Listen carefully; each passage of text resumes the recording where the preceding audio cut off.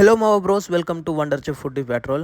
Friends, నేను ఇంతకుముందు వీడియోలో చెప్పినట్టు డ్రైగా చేసుకున్న చికెన్ ఫ్రై అయితే అయిపోయింది. మొత్తం అయిపోయి కొట్టేసినారు. ఇంకా బగారా రైస్లోకి మళ్ళీ ఇంకా చికెన్ కర్రీ చేద్దామని చెప్పేసి ప్రిపరేషన్ అయితే స్టార్ట్ చేసేసాను. ముందుగా అయితే కానీ ఒక పెద్ద బాండ్లీ పెట్టుకునేసి ఇలా కట్ చేసిన ఆనియన్స్ మొత్తం ఆయిల్ వేసుకొని దానికి కావాల్సిన సామాగ్రి అంతా వేసుకున్నాను. తర్వాత వచ్చేసి ఒక 3 కేజీలు చికెన్ అయితే ప్రిపేర్ చేసుకుందాం అనుకున్నాము. ముందుగా మేము దానికోసం ఇలా పెట్టేశాను. ఇంకా చికెన్ అయితే కానీ కట్ చేయించుకొని వచ్చేసాను. ఈసారి అయితే కానీ కొంచెం డ్రైగా కాకోకుండా కొంచెం నీళ్లు పోసి కొంచెం పులుసు మాత్రం పెడదామని అనుకున్నాము. అందుకోసం అని చెప్పేసి కొంచెం నీళ్ళు కూడా యాడ్ చేస్తున్నాయి. ఈసారి కట్ చేసుకున్న చికెన్ అయితే యాడ్ చేసేసాను మొదటగా.